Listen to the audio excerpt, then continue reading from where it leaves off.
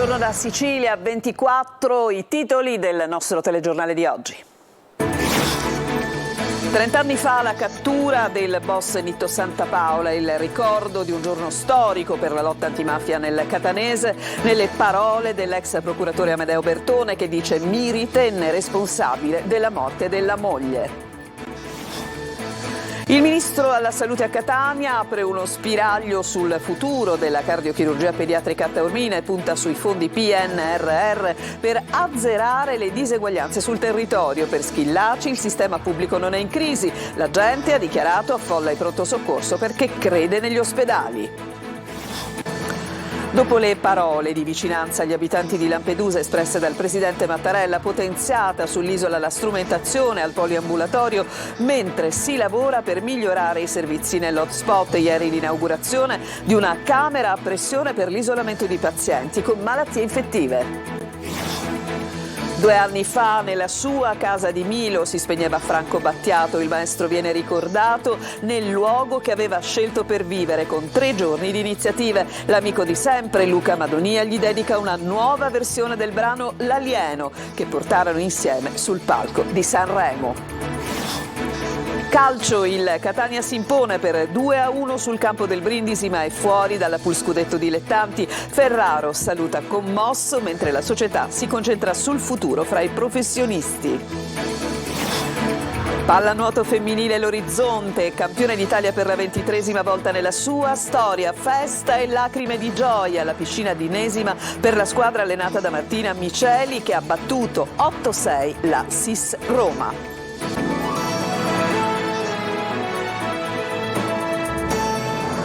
Ancora ben trovati dal nostro telegiornale. Il 18 maggio 1993, ed esattamente 30 anni fa, a Granieri, nel Calatino, veniva catturato dopo anni di latitanza il capomafia catanese Benedetto Santapaola. Abbiamo ripercorso quel giorno con le parole dell'ex procuratore di Caltanissetta ed ex PM della DDA di Catania Amedeo Bertone. Lo ha intervistato Natale Bruno. 18 maggio del 1993 mi arriva la notizia che è stato arrestato Nitto Santapaola. Qual è la sua prima impressione, il suo ricordo? Sono stato svegliato anche io all'alba da una telefonata del dottore Manganelli, che ovviamente in quel momento venivano alla mente tutti gli episodi delittuosi di cui si è reso autore e quindi sostanzialmente una sorta di liberazione. Lei l'ha incontrato tante volte nella sua attività di magistrato della direzione distrettuale antimafia di Catania prima, di Caltanissetta poi. Che sensazione ha avuto avendo quest'uomo di fronte a lei? Ma la sensazione è sicuramente di una persona che nell'ambiente delinquenziale aveva un carisma particolare. Non è stato particolarmente aggressivo, lo fu invece in una circostanza nel processo Orsa Maggiore, dicendo sostanzialmente che avevo causato la morte della moglie, e questo sotto un duplice profilo, sia perché con l'arresto di Santapaola dei figli la moglie era rimasta sola, e sia, io ritengo, per il fatto che l'omicidio era avvenuto ad opera di Ferone, che era un collaboratore di giustizia. Lei per quanto riguarda proprio questa vicenda è stato anche abbastanza clemente nei suoi confronti, nel senso che si prodigò per fare vedere la salma della moglie a Santapaola. Fu approntato una saletta in aeroporto, lui lo ricorda. Questa iniziativa ci fu per in qualche modo alleviare il dolore comprensibilmente, umanamente comprensibile, di un uomo la moglie, alla quale lui era particolarmente legato, era stata uccisa in quel modo. Secondo lei ci sono i presupposti, visto il carisma di Santapaola, di parlare dopo 30 anni ancora di un clan Santapaola in azione?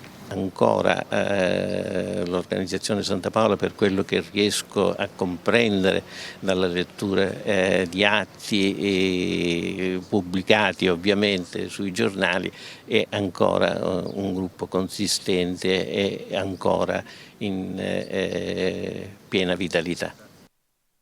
Un asse tra Marocco, Spagna e Italia avrebbe dovuto rifornire Palermo di grossi quantitativi di hashish. Il traffico internazionale sarebbe stato gestito da un algerino arrivato all'aeroporto di Palermo travestito da manager. L'uomo intendeva proporre l'acquisto di 3 tonnellate di hashish ad alcuni trafficanti vicini al clan di Brancaccio, ma è stato bloccato a Caserta dagli agenti che lo pedinavano da giorni.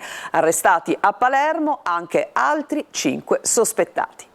I carabinieri di Palermo hanno sequestrato beni per 500.000 euro a Francesco Terranova e Vito Traina, accusati di fare parte della famiglia mafiosa di Villa Bat nel Palermitano e rimasti coinvolti nell'operazione Luce. Il sequestro riguarda l'impresa intestata a Traina, un'azienda nel commercio delle pedane in regime di monopolio nella zona artigianale di Villa Bat e un'impresa di ingrosso di imballaggi a Palermo, un rapporto bancario oltre a denaro in contanti. Cambiamo decisamente argomento. La presenza ieri a Catania del ministro alla salute Schillaci che ha parlato, appunto si è intrattenuto su argomenti importanti che riguardano in particolare la carenza di medici e infermieri, le liste d'attesa, ma in particolare anche della necessità di investire i fondi PNRR per quello che riguarda la possibilità di azzerare le diseguaglianze sanitarie sul territorio. E poi ha aperto una speranza sul futuro del reparto di cardiochirurgia pediatrica di Taormina. Sentiamo Adelaide Barbagallo. Se i cittadini vanno negli ospedali, vuol dire che negli ospedali trovano risposta alle loro esigenze di salute tra luci ed ombre. Cercare di decongestionare l'afflusso dei pazienti nei pronto soccorsi ovviamente è il primo aspetto al quale stiamo dando seguito. Il ministro della Salute Orazio Schillaci in visita a Catania difende la sanità pubblica, gode a suo parere della fiducia dei cittadini, poi però ammette che ci sono troppe diseguaglianze tra le regioni e che la medicina territoriale ha mostrato tutte le sue fragilità durante la pandemia ed occorre rafforzarla. Una buona opportunità è costituita dai fondi del PNRR. Ci sono fondi anche e soprattutto per la digitalizzazione della medicina e per la telemedicina, che io credo possa rappresentare veramente un cambio di marcia per far sì che ci siano meno disparità non solo tra regioni e regioni ma anche tra comuni e comuni. Qual è la ricetta del ministro per azzerare le liste di attesa? Per ottenere una prestazione specialistica si deve attendere mesi, talvolta perfino un anno. Credo che a breve incontreremo i presidenti delle regioni per discutere proprio di questo, delle liste d'attesa. Io credo che nelle liste d'attesa, come ho già detto e ribadito, debbano essere messe tutte le prestazioni che sono fruibili per i cittadini, sia da parte delle strutture pubbliche che da parte delle strutture private convenzionate. E poi c'è la carenza di medici ed infermieri. Molti specialisti trovano economicamente più conveniente lavorare in strutture private piuttosto che nelle corsie di un ospedale. Stiamo cercando di rendere più attrattive alcune specialità, siamo intervenuti nel recente decreto legge 34 sui pronto soccorsi e sulle emergenze, facendo sì che chi lavora nel pronto soccorso e nell'emergenza abbia un'indennità maggiore e poi abbia anche sia stato riconosciuto come lavoro usurante. Stiamo lavorando per far sì che alcune specializzazioni che oggi sono poco scelte dai laureati in medicina divengano più attrattive. Per gli infermieri c'è un reale problema di carenza, stiamo vedendo di avere dei percorsi di formazione più brevi per gli infermieri ed eventualmente cercare di trovare qualche nazione estera dove gli infermieri sono formati bene per magari nel prossimo futuro poter fare degli accordi per averli a lavorare in Italia. Il ministro apre uno spiraglio sul futuro della cardiochirurgia pediatrica dell'ospedale di Taormina. Troveremo sicuramente una soluzione nell'interesse essenzialmente poi dei pazienti e dei piccoli pazienti. Schillaci ha conosciuto la mamma che ha dato alla luce una bimba nell'estate dello scorso anno con il primo parto in Italia avvenuto dopo un trapianto di utero. Un percorso realizzato al centro trapianti del Policlinico in stretta collaborazione con la ginecologia del Cannizzaro. Sanità, potenziamento dell'hotspot, miglioramento del poliambulatorio. Il governo nazionale si concentra sull'isola di Lampedusa e rassicura la comunità isolana. Non vi lasceremo soli. Ieri intanto l'inaugurazione di una camera a pressione negativa per l'isolamento di pazienti con malattie infettive. Sentiamo Marco Gullà. siamo al vostro fianco, non vi abbandoniamo. Sono le parole del Presidente della Repubblica Sergio Mattarella rivolte al sindaco di Lampedusa Filippo Mannino. Il Presidente della Repubblica ha rassicurato il primo cittadino lampedusano sull'attenzione del governo nei confronti dell'isola. Lampedusa quindi a 360 gradi, dai 1000 posti in più all'hotspot di Contrada Imbriacola al potenziamento del poliambulatorio. Proprio dal sottosegretario alla salute Marcello Gemato è stata inaugurata una camera a pressione negativa per l'isolamento di pazienti con malattie infettive contagiose. Questa struttura permette quindi il trasporto in sicurezza di pazienti con malattie infettive contagiose che interessano il registro sanitario internazionale come scabbia, morbillo e il cosiddetto morbo delle scimmie. La dotazione in questo poliambulatorio multispecialistico con 21 diverse specialità servirà e renderà una migliore offerta ai turisti che d'estate affollano l'isola, ai lampedusani e anche agli immigrati che ne dovessero aver bisogno. Si dota un poliambulatorio specialistico di un ulteriore tassello importante nella gestione delle varie patologie emergenti. Attenzione costante quindi sull'aspetto sanitario nell'isola di Lampedusa, che nelle prossime settimane, come ogni estate, sarà meta di turisti, ma al contempo sarà presa d'assalto dai tantissimi migranti che con il bel tempo proveranno a raggiungere le coste italiane. Ed è morto nel carcere di Secondigliano, Napoli, Giacomo Maurizio Ieni, detto Nuccio, 65 anni, elemento di spicco del clan Pillera Puntina di Catania, guidato dal boss Salvatore Pillera. Ne dà notizia uno dei suoi difensori, l'avvocato Salvatore Silvestro del Foro di Messina. Il legale fa sapere che nelle settimane scorse aveva fatto richiesta di scarcerazione perché Ieni soffriva di disturbi depressivi gravi, anoressia nervosa, psoriasi e altre patologie. L'istanza di scarcerazione a seguito di una perizia medica era stata respinta dal GIP del Tribunale di Catania. Ieni il 25 maggio avrebbe dovuto presentarsi all'udienza preliminare del processo Consolazione. Adesso andiamo a Siracusa. La Sicilia è la quarta regione in Italia per numero di banche del latte e oggi proprio appunto a Siracusa è stata inaugurata anche all'ospedale Umberto I un servizio utile ai prematuri che seguiamo nel servizio curato da Francesco Aloi.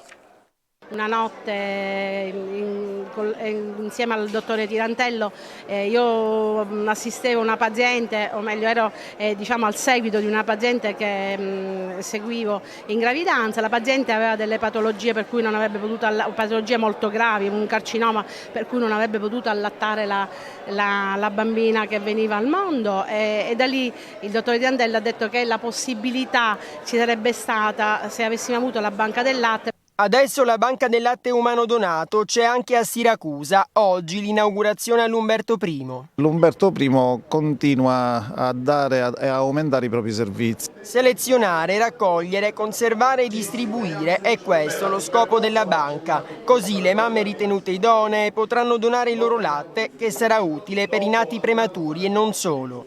Farmaci sono stati sperimentati, nuovi latti ma sempre formulati e invece avevamo la soluzione proprio dietro l'angolo perché è il latte materno. Qui, dove c'era la direzione sanitaria, adesso c'è questo nuovo servizio. I locali sono stati ristrutturati e arredati da Rotary Club Siracusa Monticlimiti e Isa Blue Coil, che hanno donato anche le apparecchiature. Avete collaborato anche voi? Chi meglio di noi, in qualità di mamme, potevamo sostenere questo bellissimo progetto che finalmente oggi ne vediamo la realizzazione. La Sicilia va sempre avanti, ora è diventata la quarta regione in Italia per numero di banche.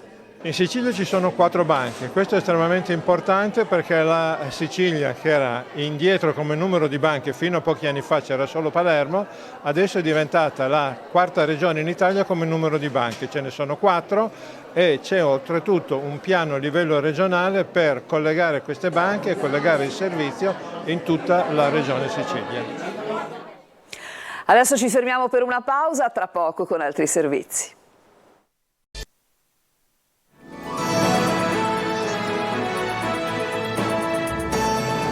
Tornati in studio, una scossa di terremoto di magnitudo 3.6 della scala Richter è stata registrata 17 minuti dopo la mezzanotte nel nord-est della Sicilia, secondo i rilevamenti dell'Istituto Nazionale di Geofisica e Vulcanologia. Il sisma ha avuto ipocentro a 37 km di profondità e l'epicentro a 8 km da Maniace, siamo in provincia di Catania, e a 9 da Floresta. Un'altra scossa di magnitudo 3.2 è stata invece rilevata alle 3:22 a meno di 1 chilometro di profondità con epicentro vicino ad Acireale. Non sono stati segnalati danni, mentre le reti di monitoraggio dell'Etna a partire dalle 12:10 hanno registrato un repentino incremento dell'ampiezza media del tremore vulcanico che si porta su valori alti dove tuttora permane. 2 anni fa si spegneva Franco Battiato, si spegneva nella sua Milo, la Milo che ha amato, dove ha deciso di vivere e che ha organizzato una 3 giorni interamente dedicata a lui. Anche l'amico di sempre, Luca Madonia, lo ricorda grazie anche a una nuova versione acustica della canzone L'Alieno che portarono insieme sul palcoscenico del Teatro Ariston di Sanremo. Il servizio è di Eva Spampinato. Non tutti possono avere il privilegio di non morire mai davvero. Tra questi forse c'è Franco Battiato, il maestro scomparso il 18 maggio di 2 anni fa nella sua casa di Milo alle pendici dell'Etna. Ha lasciato un'eredità artistica, musicale e spirituale talmente grande da rimanere sempre presente nella memoria e nel ricordo collettivo, anche di chi Battiato non lo ha mai conosciuto, come più giovani. La sua arte è destinata all'immortalità, dicono gli amici di una vita, che oggi lo ricordano come l'essere speciale per eccellenza, evocato nel testo della Cura, che resta una delle sue più suggestive composizioni. Perché sei un essere speciale ed io avrò cura di te. Io dico sempre che noi cantanti siamo più o meno bravi facendo questo mestiere. Ecco, Franco Battiato è sempre stato in un altro pianeta. Già questo spiega tante cose, come mondo, come ricerca, come musica, come intelletto. Siamo in zone altissime, per cui posso solamente dire a tutti i giovani e a tutti i ragazzi di altre generazioni di ascoltarlo, di seguirlo, perché sicuramente ci sono insegnamenti meravigliosi e poi veramente una musica che è magica. Un'amicizia durata 33 anni, quella tra Luca Madonia e Franco Battiato, nata durante l'epoca dei Giovani de Novo e culminata con la partecipazione in duo al Festival di Sanremo nel 2011. L'ho conosciuto sul finire degli anni '80, lui tornava a vivere a Catania dopo gli anni milanesi e noi, complice un discografico amico comune, ci lanciamo nell'impresa di chiedergli se voleva produrre il nostro ultimo disco. Lui accetta, ci conosceva e gli piacevamo anche, perché noi eravamo orgogliosi di questo fatto, e da lì è partita questa fantastica amicizia che vera, sincera, prova ne è la sua partecipazione con me al Festival di Sanremo, dove mi ha detto venga a farti da corista. E lì mi ha fatto ridere da morire, ma come da corista? E lui dice sì, vengo, tu fatti il tuo Sanremo, io ci sarò. E lui a 2 minuti e 40 sbucava sul palco, cantava la sua parte e mi ha nobilitato con questo suo intervento sicuramente magico, il pezzo L'Alieno. Oggi Madonia ricorda il maestro con una nuova versione acustica dell'Alieno. Mi sembrava giusto riproporlo in questa nuova veste dedicata al mio amico Franco. Intanto fioriscono numerose in questi giorni le manifestazioni organizzate in suo nome. Da Roma a Milo, che torna a celebrare l'artista con una 3 giorni, da oggi al 20 maggio, di mostre, incontri, spettacoli di danza, momenti di meditazione e di riflessione. Ci fermiamo ancora, un'altra pausa e poi riprenderemo con lo sport.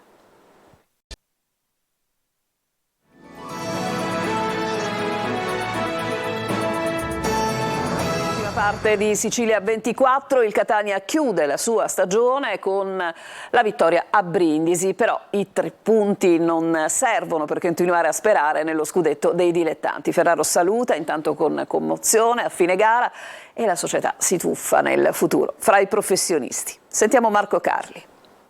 Era un obiettivo, non si è concretizzato. Il Catania è fuori dalla pool scudetto con rammarico, dovuto soprattutto alla prima partita del girone con il Sorrento, fra recriminazioni sull'arbitraggio e gara sottotono. A Brindisi il match è stato simile, meglio la squadra avversaria, Betersi il migliore in campo, ma è cambiato il risultato, anche perché i rossazzurri hanno dimostrato di saper reagire e ancora una volta hanno fatto leva sulla bontà del loro gruppo. Sono riusciti a trovare il gol del pari con Litteri, tornato in rete dopo una stagione difficile che però porterà nel cuore per la promozione dei colori che ama. E alla fine è arrivata la vittoria della partita con il consueto inserimento di Palermo. La differenza reti penalizza i rossazzurri che non hanno chance per la qualificazione. Ferraro saluta e ringrazia, tanta emozione e un tono che dà la sensazione di un commiato. Sono contento per quello che ho fatto io insieme alla staff, con tutti i calciatori e la società e il pubblico. Poi dopo, da domani in poi, quello che verrà verrà. Io sono sereno e convinto. Dico, a volte ho sentito dopo la sconfitta col Sorrento, ho sentito tante cose che a volte secondo me sono troppe, che non vanno, perché uno dopo la partita si mette a guardare, a giudicare, e dico che non va bene. La società, che ha già parlato col tecnico di questa stagione, ha avviato nuovi contatti, vaglia e valuta. La decisione arriverà a breve. A bocce ferme, dopo un periodo di necessaria analisi al culmine di un anno nel complesso meraviglioso e che nella memoria di tutti resterà quello della rinascita del calcio a Catania. Ci sta questa punta di emozioni, perché quando sono venuto a Catania il 28 luglio e arrivare qui alla fine è stato davvero un motivo importante. Poi in un percorso di un campionato è normale che quando qualcosa va male ci sta sempre di puntare il dito contro l'allenatore, però a volte bisogna valutare bene tante situazioni, che a volte siamo troppo superficiali a condannare una persona, e questo mi dispiace, perché davvero sono state tante notti insonni che abbiamo fatto insieme allo staff solo per questa maglia e per raggiungere questo obiettivo. E subito dopo il nostro telegiornale, il consueto spazio al calcio siciliano, con anteprima corner condotto in studio da Angelo Gagliano. In primo piano l'eliminazione del Catania dalla pool scudetto di Serie D. Per il campionato cadetto la corsa playoff del Palermo, che domani chiude la regular season al Barbera contro il Brescia. Per la Lega Pro ci occuperemo del futuro del Messina. Questa sera poi dalle 20:45 corner nella versione estesa, tutta dedicata al Catania. E adesso applausi per la pallanuoto femminile, per l'Orizzonte, che è campione d'Italia per la 23esima volta nella sua storia. Lacrime, commozione, applausi alla piscina comunale di Inesima ieri per questo ennesimo momento di grande festa. Ha seguito tutto per noi Tonino De Mana. Coppa Italia e scudetto, il double è servito, così l'Orizzonte Catania si tuffa ancora nella storia, allungando la lunga lista di trofei e confermandosi una delle squadre più titolate d'Europa nella pallanuoto femminile. La squadra allenata da Martina Miceli è campione d'Italia per la 23esima volta, battendo la SIS Roma in gara 4 per 8-6 al termine di una partita tirata e giocata punto a punto fino alla terza frazione e blindando la porta nel decisivo quarto tempo. Punteggio, come detto, in equilibrio sino al 6-6, 2-2, 1-2 e 3-2 nei tre parziali. Poi, quando il gioco si fa duro, salgono in cattedra i campioni e fanno la differenza. Le parate di Aurora Condorelli, che chiude letteralmente la porta, e di gol dell'intramontabile Tania Di Mario, 44 anni, presidente giocatore, e di Claudia Marletta decidono la contesa e mandano in estasi il pubblico, che ha gremito gli spalti della piscina di Inesima, colorata di rosso e di azzurro e festante per l'ennesima impresa dell'Orizzonte. Alla fine un tripudio, lacrime che si mischiano e si confondono con l'acqua e che non riesce a trattenere neanche una veterana e campionessa olimpica come Martina Miceli. Troppo felici poi di fronte a tutto questo pubblico, non potevamo fare diversamente. Per loro Catania è la capitale della pallanuoto femminile. Non sta nella pelle Tania Di Mario, il suo gol, quello del 7-6, apre le porte della gloria. Penso che era una cosa che forse abbiamo desiderato talmente tanto che non siamo neanche riusciti a pensarla così bella. Grazie Catania, è stato bellissimo. Hai fatto anche un gol straordinario, forse uno dei più belli della tua carriera, o sbaglio? Sicuramente il più complicato. Chiude la porta invece Aurora Condorelli, che nell'ultima frazione decide di non far passare nessuno, opponendosi ai disperati assalti della SIS Roma. Sai che nell'ultima frazione non hai subito gol, avete fatto una difesa ferrea e tu le hai prese praticamente tutte. Sì, mancavano 8 minuti, stavamo pari, in 8 minuti abbiamo detto dobbiamo chiudere la porta e basta. La partita deve essere nostra, con tutto questo pubblico a casa nostra non basta nessuno. La consegna della Coppa, simbolo del trionfo, e il sigillo finale. ma all'orizzonte ci sono ancora altri traguardi e nuove sfide. Ed è con questo servizio che chiudiamo questa edizione di Sicilia 24. Il telegiornale tornerà su Telecolor, naturalmente alle 19, come sempre, per l'ennesima edizione. Vi lascio con Angelo Gagliano ed Anteprima Corner. A tutti un buon proseguimento di giornata.